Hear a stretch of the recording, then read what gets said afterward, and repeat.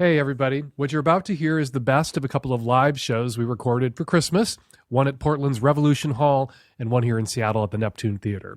Because the shows were both very visual and wouldn't translate to a podcast, we had to cut some of the stuff like the slideshow featuring our pal Jake Nelson's collection of not sexy Christmas selfies. But we did have him back at the end of the show to help me answer some questions. So in the Magnum version, when you hear Jake Nelson, that's who he is. You'll also hear the magnificent Shirley Gnome. You will love her. Here we go. Enjoy the show. You're listening to the Savage Lovecast. www.savagelovecast.com. Have you been naughty or nice?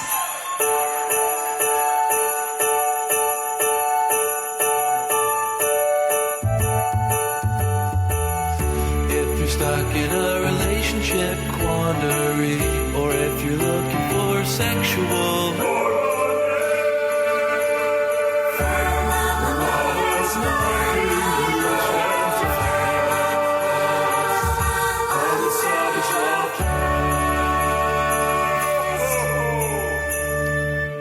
I almost canceled on you, Seattle. I wasn't in the mood for anything, for Christmas, for the show. To be honest, I have been struggling ever since you know what. If you listen to the podcast, and I'm assuming you do, otherwise, how did you know to get here tonight? You've heard me trying to put the fight back in my listeners. Because it is on. There is going to be a fight. There are going to be many fights. And if I'm going to be perfectly honest, I have felt like a fraud. Because the fight I was trying to put in you guys, I didn't know if it was in me. But how does that expression go? Fake it till you make it? Turns out that works. Because trying to put the fight back in you guys, faking it, well, it put the fight back in me. So I want to thank you for that. Thank you for being there for me when I needed you. But you know, it wasn't just the fight I didn't have in me. I didn't feel like I really had Christmas in me this year either. And that really bummed me out because when it comes to Christmas, I agree with Tim Minchin. I really like Christmas. It's sentimental, I know, but I just really like it. I am hardly religious. I'm hardly religious myself, but I do really like Christmas, and I decided that I would fight for that too. I decided to enjoy myself this Christmas, even if I had to fake it at first. I decided to do this show, to show up, not to cancel, to deck the halls and don my motherfucking gay apparel. Because this year, more than most, we need to take our comfort and our joy where we can find them. So tonight I'm finding them here at the Neptune Theater in Seattle, Washington,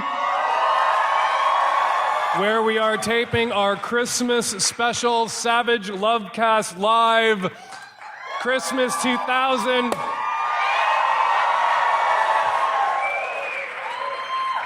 2016. Cheers and happy Christmas to all of you.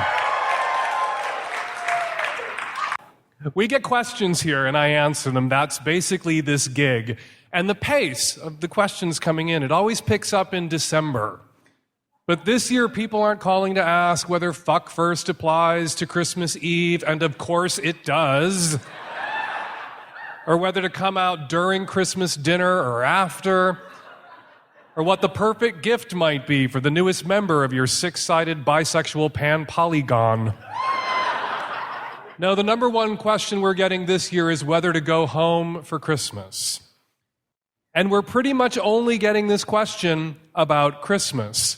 We're not getting do I go home questions about Hanukkah or Kwanzaa or Ramadan, because people whose parents are celebrating Hanukkah or Kwanzaa or Ramadan didn't vote for Orange Julius Caesar. So they don't have anything to fight with their parents about, or have screaming fights with their parents about, or demand apologies from their parents about. But quickly, just to dispense with this question, if you're wondering if you have to go home for Christmas, if you need permission not to go home for Christmas, not this year, I stopped going home for Christmas a long time ago. I told my mom that it was because I didn't want to fly in December and invited her to come spend Christmas at our place. But the real reason I stopped going home for Christmas was because I didn't need to go somewhere else to go home. I was home. So look around. Look at your friends, look at your lovers, look at your neighbors, look around your city that voted for her. And ask yourself if you're already home. And the answer is probably yes. Because at a certain point, home isn't where you grew up, home is where you landed.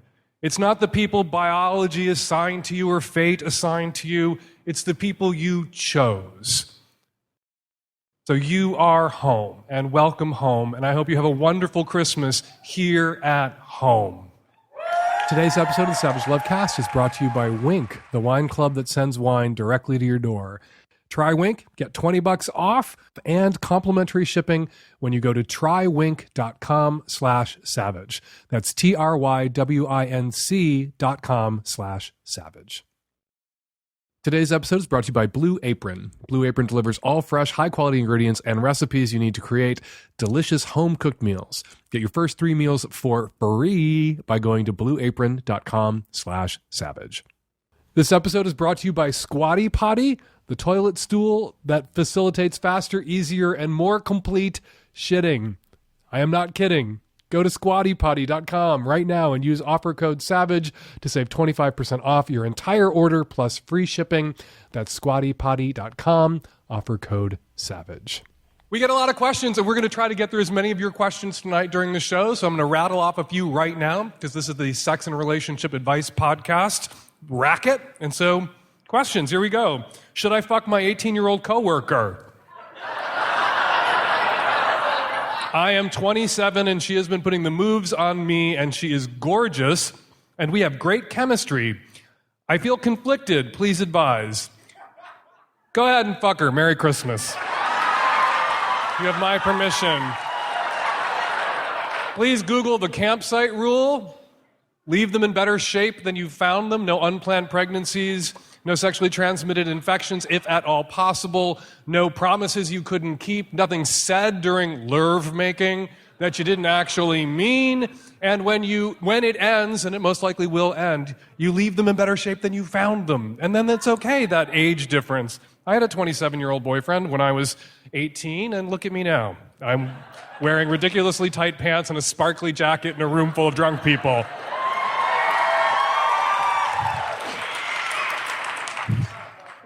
I love these two questions. They're a set. How do I convince my boyfriend to lick my butthole? The next one in the pile, how do I get my girlfriend to stop asking me to lick her butthole?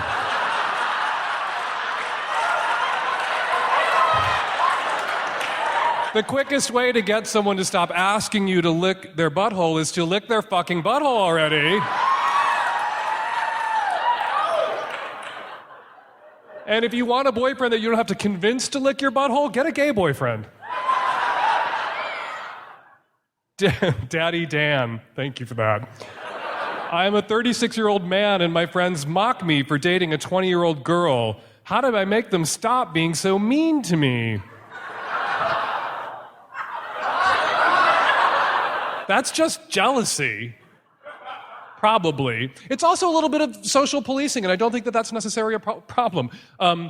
My husband, I was 30 when I first started dating him, and he was 23-ish, probably 22. I think he lied to me about how old he was. He told me he was 23 because it sounded so much more mature than 22. But he looked like he was 14. And there are people here who know him, who knew him then. It was true. He looked like he was 14. And my friends would just give me such grief about it, and I would have to defend myself. But in a way, my friends were by teasing me about it, advocating for him. They were making sure that I wasn't being a jerk, that I was thinking about the age difference, that I was being self-critical and questioning my own motives and desires, and whether I was treating him well, whether I was honoring, even before I coined the term, the campsite rule. So some of your friends are probably making fun of you because you're jealous, but some of your friends are probably teasing you because they might be a little concerned for her, and they want you to answer for it and be thoughtful about it and reassure them that you are not taking advantage. And that's a good thing, that kind of teasing. So I don't want to tell your friends necessarily to stop teasing, because if it's all in good fun, just roll with it. And if they're concerned for her because you're an asshole, then you should think about it. I'm not saying you're an asshole.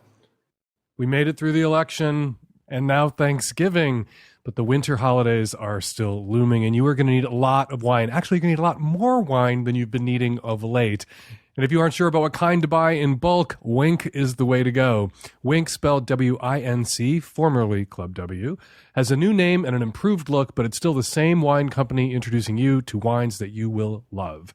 Winc works directly with winemakers and growers from all over the world to create delicious wines and deliver them right to your door. Winc's 100% satisfaction guarantee means that if you don't like a bottle they sent you, they will replace it with a bottle you will love, no questions asked. Winc is a personalized wine membership that recommends wines specifically based on the results of their palate profile quiz. And it's easy to send wine as a gift through Winc. Check out their gift cards or personalized wine packages, and you will make the people on your list so happy. Winc is offering my listeners $20 off right now when you go to trywinc.com/savage. They will even cover the shipping. You'll get fine wine personalized to your palate, delivered right to your door. Try Winc and get $20 off. Complimentary shipping right now when you go to trywinc.com/savage. That's trywinc.com/savage. Taking my boy home for the holidays. Is it okay for him to wear his metal collar and lock around family who don't know we are Dom Sub?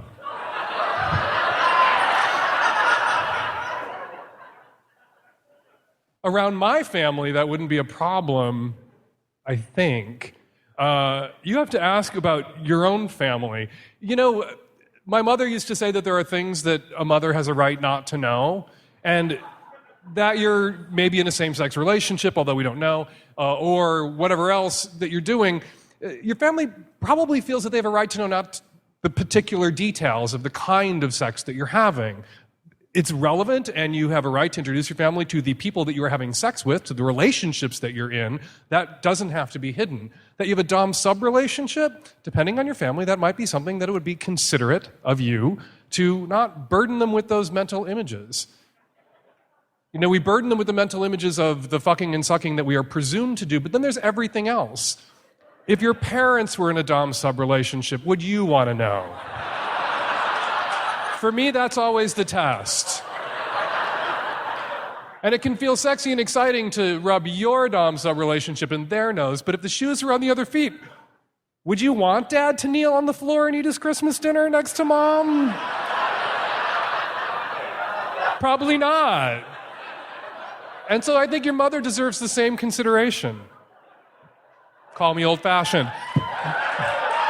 That said, some people wear chains and locks and collars and locks as fashion accessories, and you can fly under that radar if you so choose. And I would endorse that as well. But Mom might have a right to not know. One more question before we bring up our first awesome guest. You're going to love her. We somehow ended up spicing up baby-making sex by role-playing my sister's boyfriend cheating on her. Is this wrong?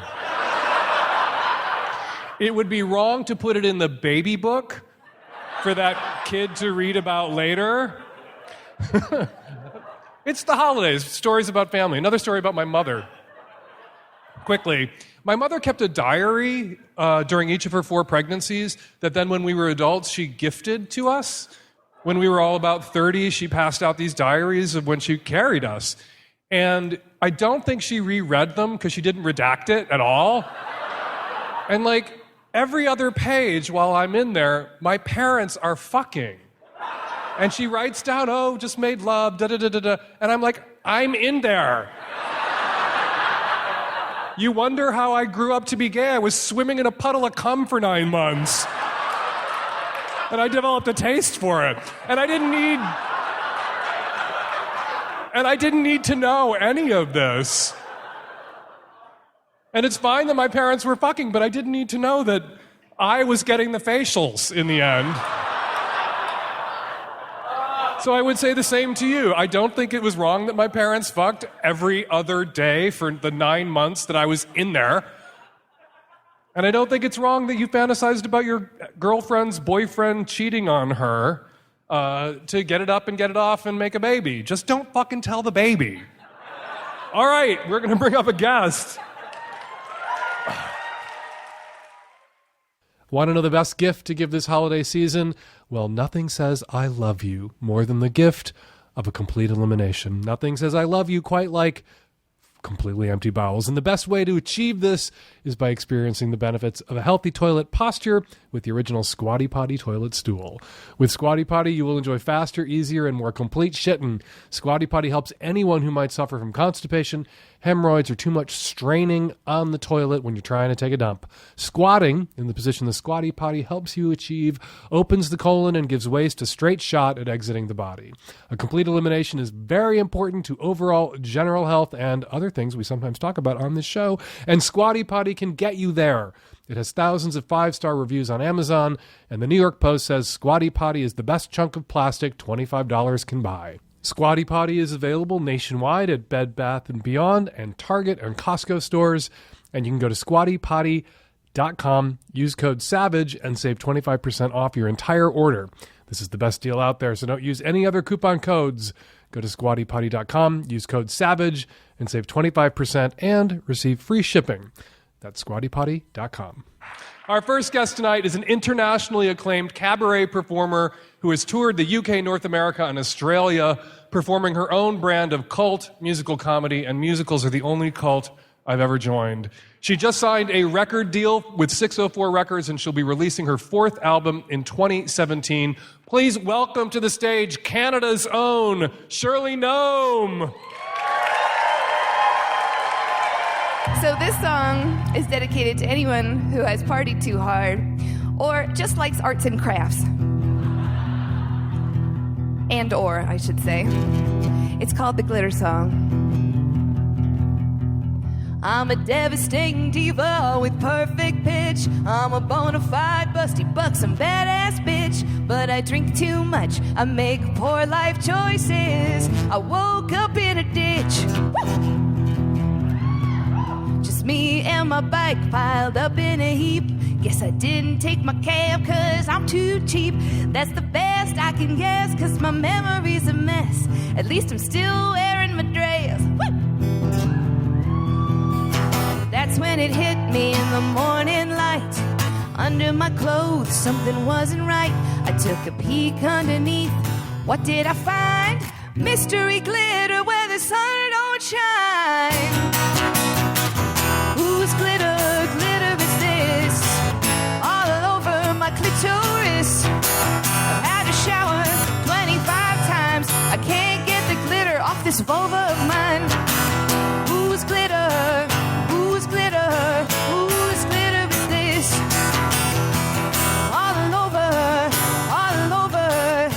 the place where I pass.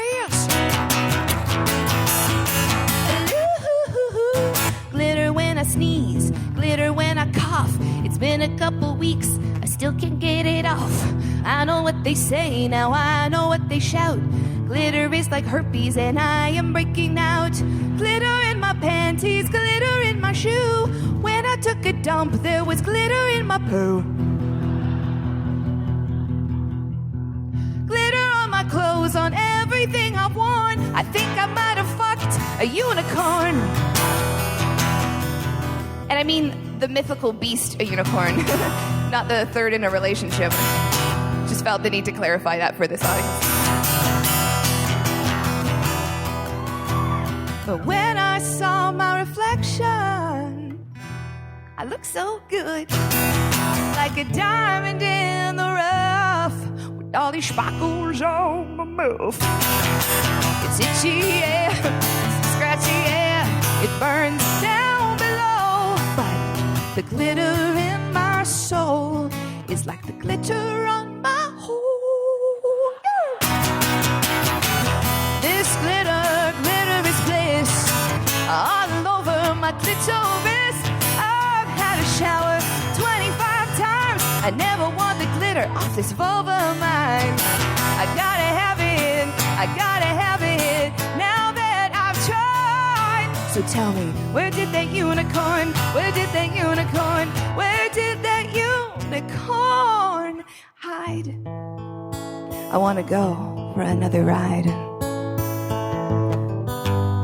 Shine bright like vagina, shine bright like vagina, shine bright like vagina, beautiful vagines between our thighs.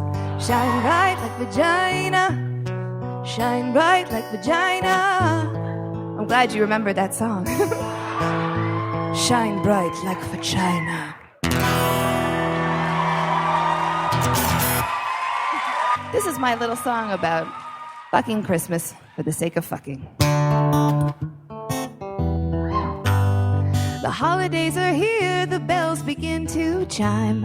It makes me feel uncomfortable every time. They make you spread the joy, yeah. Get into the spirit by buying it and eating it until you take a massive shit. Well, I don't want it, I say no thanks. Let's keep our little savings in the big, big banks. I wanna hide out with you till the holidays through. Fuck Christmas, I just wanna fuck you. Did you finish all your shopping? No, I don't give a damn. But if by shopping you mean fucking, then I can't say I am. So no more tree, no more deck the halls. Instead I'll be the place where you can hang your balls. No family gatherings that I detest. No creepy Uncle Walter staring at my breasts. No overindulging in holiday foods. I'm on the table and I want to feed you. It's the only overeating you should do. Ooh, ooh, ooh, ooh. It's just a scam they got us all believing. What a terrible crime to never leave enough time to get down on your knees and find the spirit of the season.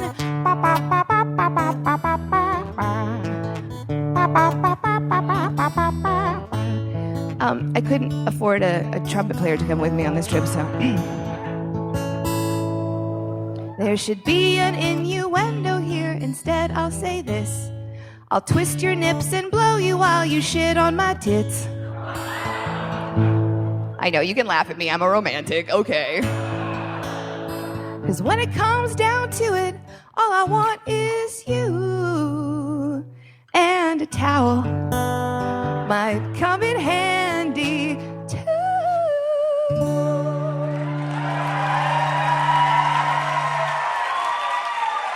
Thank you.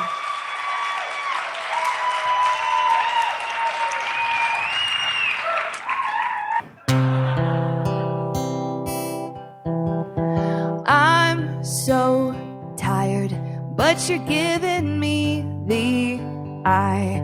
I know what you want, but babe, you know what I'm going to say. I'm just too tired to fuck you tonight. I've had a busy day and I've got a bad headache. But you can fuck yourself, it's fine. Just crank one out right by my side. I just don't mind. I'll be fast asleep before your special time. Oh, I know. Now don't be shy. We've shared a bed so many times. I know you know how, my dear. Don't stop yourself because I'm here. 'Cause sometimes, baby, you come home drunk as all and fucking stoned. And when you do, I have no doubt that while you sleep I'll rub one out. 'Cause you're just too tired to fuck me tonight. You've had too many beers and wine, and your dick is soft. I know it won't be mine.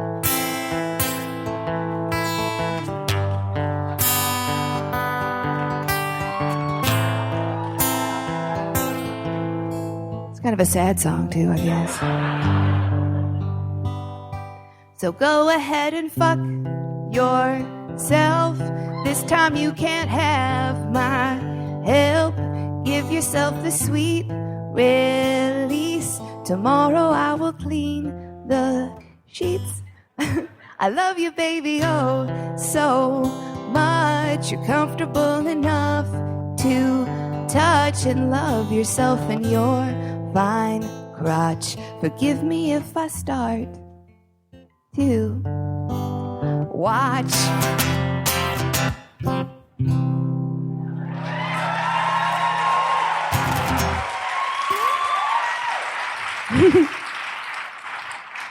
Thank you. For the lovers. I'm going to do one more song. They say it's impossible. They spit on your dreams.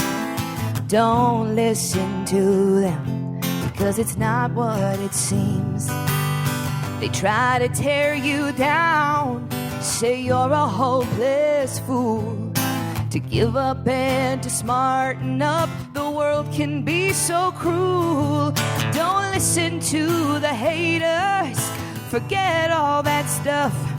You can put anything up your vagina if you try hard enough. So believe in yourself, you can do anything.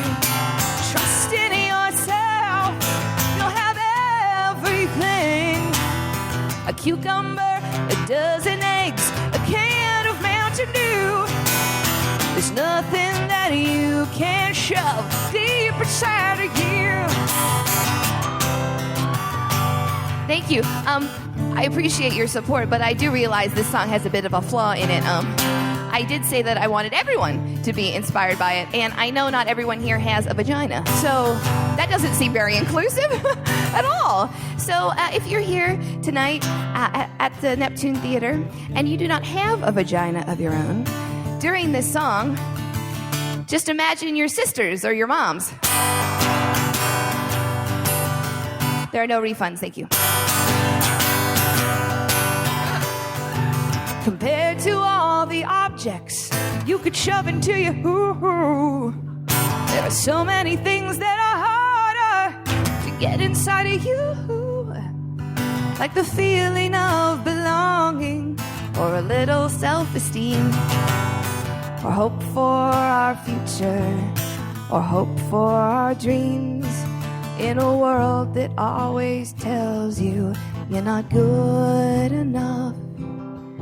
Well, an orange, or the handle of a frying pan. That's the easy stuff.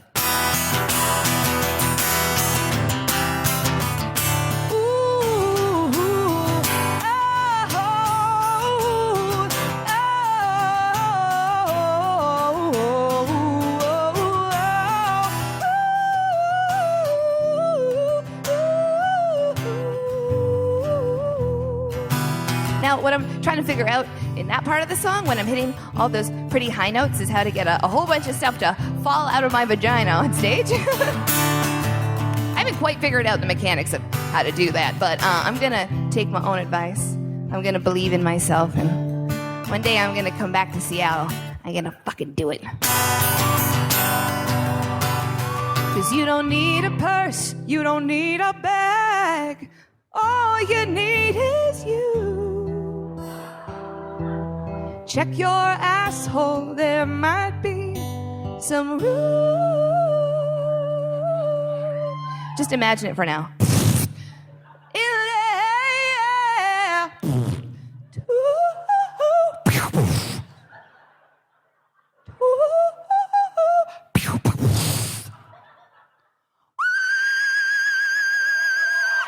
Watermelon.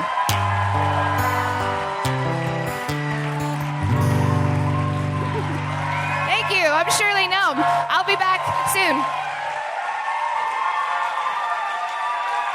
Shirley Gnome!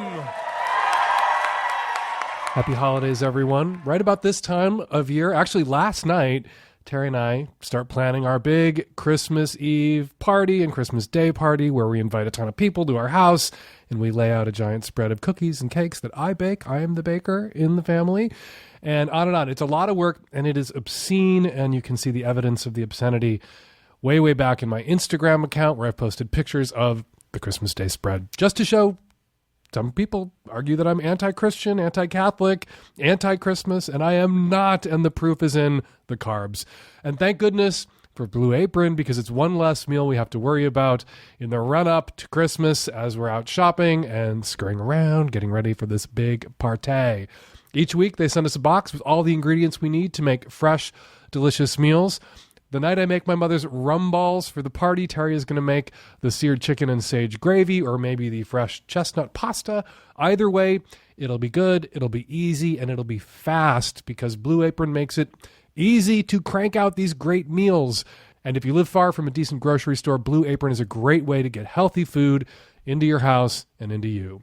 Check out this week's menu and get your first 3 meals for free with free shipping by going to blueapron.com/savage. You'll love how good it feels and tastes to create incredible home-cooked meals with Blue Apron, so don't wait. That's blueapron.com/savage. Blue Apron, a better way to cook. Really quickly, we'll take a few more questions. What advice would you have for a straight man who is struggling to fall in love with his own butthole, but who does not want to feel gay? You fell in love with your own dick at some point, and there's nothing gayer than loving dick.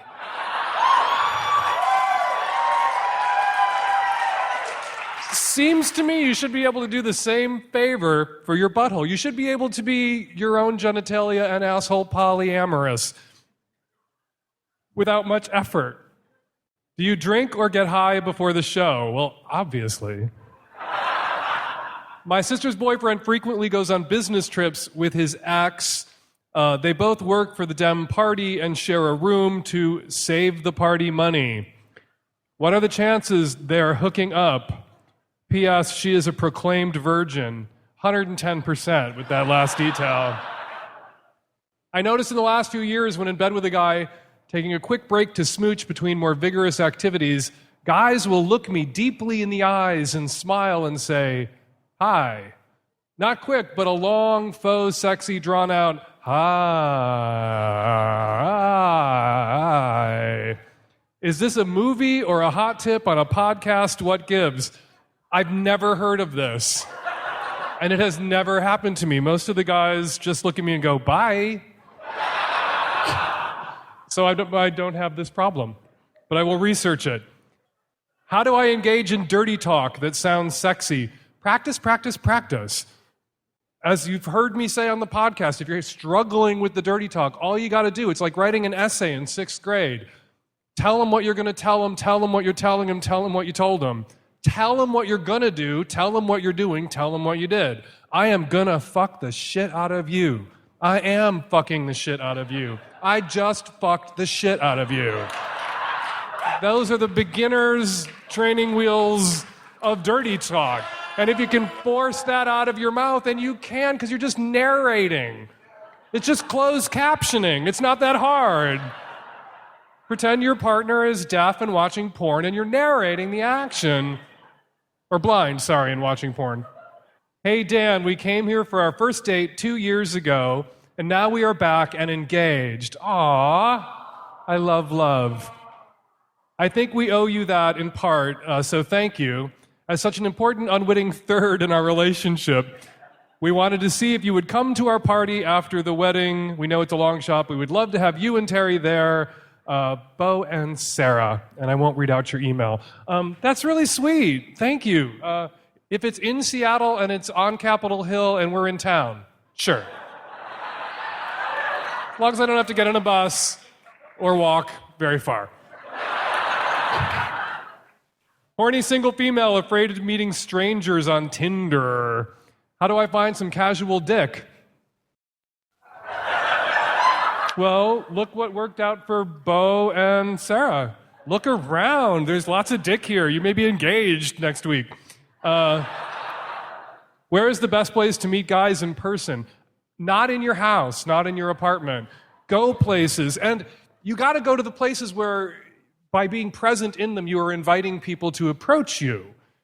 We have a new sort of cultural norm, at least until Donald Trump repeals it, around not hitting on people, not grabbing people's pussies or genitalia at work, on the bus, on the street, in class. So it's on us now to put ourselves in spaces where we are inviting attention sexually, that you may approach me here. This is the time I'm consenting to being approached about your sexual interest in me. And that means Tinder, and that means OkCupid, and that means Grindr and Recon and all the other sites out there. It also means places where people drink and party and have fun and pick each other up. So go to the places where people are picking each other up if you want some casual dick, and don't rule out Tinder. Everyone I know who's on Tinder is swimming in dick. A woman called your show a couple of months ago and asked about telling her partner about her fetish. She dresses dicks in costumes. You didn't even talk with her about that fetish. What gives? There are so many questions I have about this. Could you explain this fetish? Does it involve googly eyes? I didn't talk to her about her fetish because it's not a fetish. It's an affectation, in my professional opinion.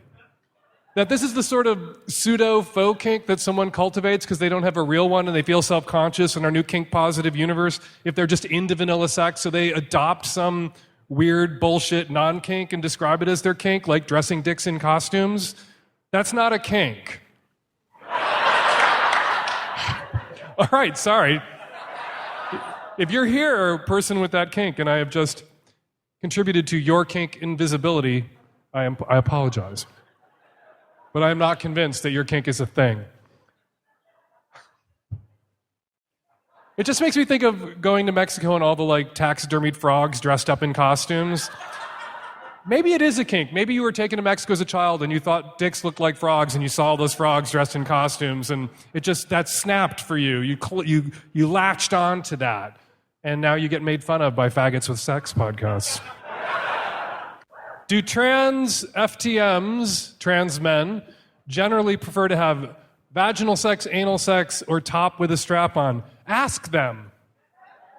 I'm sure they're all over the map. I'm sure individual results and preferences may vary. I'm in a committed relationship. My partner used to sleep with his friend who is married, but in an open relationship. This is over, but it is still a secret from all of their mutual friends. The secrecy upsets me, especially because we still have to interact with her. Are my feelings valid? No. I mean, your feelings are your feelings, and you have to feel the fuck out of your feelings, and you can't avoid feeling your feelings. But presumably your partner and his ex-sex partner had a reason that they kept this discreet. Maybe one of them, one of her partners or her partner has a DADT agreement where it's fine for them to sleep with other people so long as they don't know about it, and sharing it with all of their mutual friends, with the exception of her partner, might be a problem. It would get back to the partner. They have their reasons, and of course you don't unpack what those reasons may be, and I think those reasons might be as valid as your feelings of discomfort at knowing this thing that other people in your social circle don't know about their past sexual connection. The trick, though, sometimes is that there's no solution. Sometimes you just have to sit with your shitty feelings and let it forever be a stone in your shoe and not something that can be easily or ever resolved. It just is what it is, and I would respect their right to keep their sexual connection private if that is their choice. Hi, Dan. I'm 28, married for 4 years, but I'm currently separating from my husband. I want to know the best way to get comfortable having sex with new people. Do I get drunk? Also, how do I leave my husband when the dick is so good?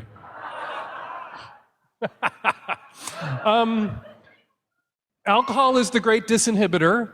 So feel free to have a drink or two. Don't get drunk. To take the edge off and get the dick in, the other dick, somebody else's dick. And if you and your husband are on amicable terms, it is not unheard of for people who are divorcing or have divorced to maintain a sexual connection and have a sexual relationship as they transition to others. So you can have your drunk or your drinks, not your drunk, your drinks, and other dick too, while still sliding down on the husband's dick if he's up for it. My boyfriend has random butthole pains at night.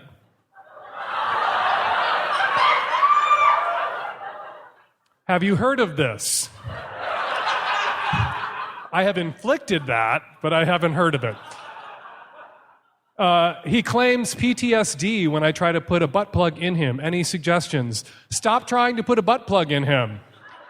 It doesn't sound like he enjoys butt stuff or butt plugs because he has some inexplicable butt pain that maybe he needs to talk to a doctor about. Maybe he has worms.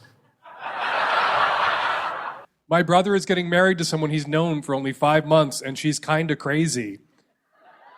Do I play nice or be honest? So far, me being honest hasn't created the best relationship. You have to play nice and be honest. You have to slap a smile on your face and be as ingratiating and loving and kind as you can possibly be while you warn your brother off of making this terrible, terrible mistake. And that's your job, whether you're a relation, a blood relation, a friend. When someone's about to weld themselves to someone awful, people got to speak up. Melania's whole village should have said something. And you do have to be willing to risk that relationship for a time. If she is as crazy and toxic as you believe her to be, eventually your brother will realize that. And he will remember what you said. And if you said it in a mean and horrible way, and if you nuked the relationship yourself in the process, he won't come to you when it's time to extricate himself from this relationship. You want to keep that door open so that it's easier for him one day to walk out, I'm crazy. Is there an effective non-creepy way to tell your partner that your kink is consensual rape, consent play, where you are the perpetrator? Is there a nice way to say, I want to rape you, but with your permission? I think the nicest way to say I want to rape you is, but with your permission, because then it's not rape. There are some people who argue, and I've quoted them in the column, and I think they have a point, that we should probably stop calling it rape play and call it ravishment play, because in this kink around force, around being taken, a person is taken by someone they wish to be taken by. And so there is consent, but it is dragged from them in a way. And so that is not technically, in the end, rape, but there was risk, at least in the concept, in the conceit at the beginning. Risk that it might have ended up being non-consensual, but it is consensual because, of course, it's all plotted out in the beginning. Your question, though, is there a non-creepy way to roll this out? And the answer is no. No, there isn't. You just have to embrace that this is going to be a creepy, freaky conversation, and you prove to them that maybe you're someone they could do this with in how you handle their initial, rational, justified, freaked out, creeped out reaction. You can't be indignant or angry or surprised when they are taken aback by what is back-taking. The way you prove to them that you are someone they might want to go there with is the graciousness with which you help to process and discuss this freaky, creepy thing that you threw down. And you can throw it down, particularly if you are a straight guy, and I'm assuming from perhaps your handwriting that you are. Not to gender this or anything. You can rest assured that for a great many straight and bi women, and lesbian women too, this is high on the average fantasy list, that this is very common. So if you roll this out in a respectful, kind, ingratiating, calm way, and you prove to them that maybe you are someone that they could GGG it up for and explore this kink, the odds that this person that you're rolling this out for shares this kink or is tempted or interested are pretty fucking high. So good luck, but embrace the awkward and embrace the creep because it's fucking creepy. How does a nice couple, male, female, find a guy to join us in the bedroom? We own a local business and can't really expose our desires in the open like through apps. etc. Well, you could just hit on people. You could ask friends. People always want to find for their third, for their three-way, the mysterious person from Mars who jetted in for this moment and then will jet out and never be seen again. That's a sex worker, and that is also an option for you. That old saw that you don't pay for the sex, you pay for the leaving, you pay for them to go away when it's over. There are male sex workers. Most male sex workers who advertise, rentmen.com, I think, is the current popular website for male sex workers. Most are advertising to serve male clients because that's where the demand lies. But many of those guys are bi or straight guys who are only gay for pay. And they are only too delighted, the ones that I've known, to get a call from a male-female couple or the occasional woman. They are only too happy. So if you want someone who's going to disappear on you, rent. But you should be able to be open. You own a local business. If it's not like a fucking storefront church, you're in Portland. You think people aren't going to eat your bagels if they knew that you're a kinky couple and you had a three-way? All guys want to put it in your butt.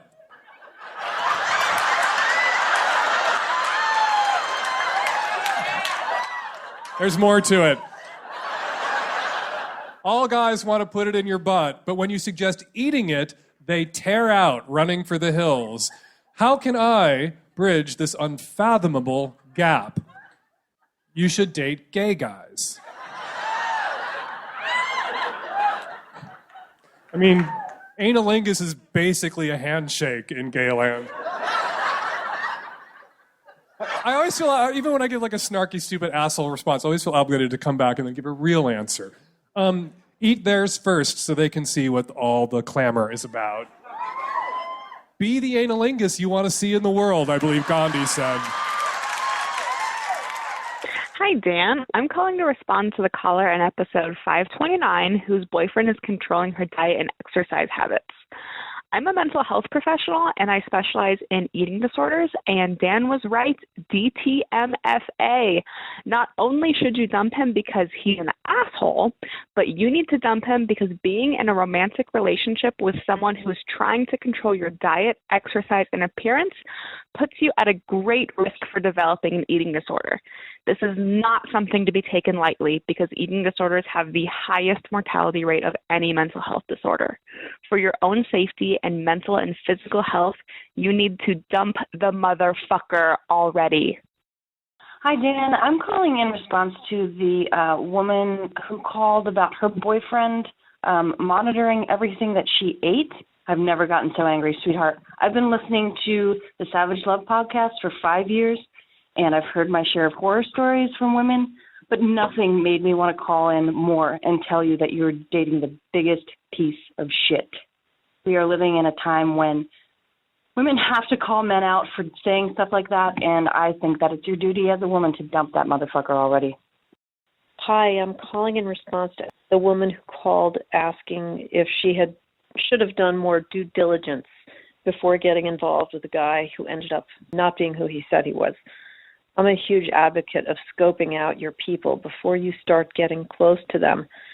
It's not enough to trust your gut or to ask your friends to give you their opinions because you can get quite smitten with somebody and ignore your gut, even though it might be screaming at you. So everybody should just do a little bit of homework ahead of time, just a little bit.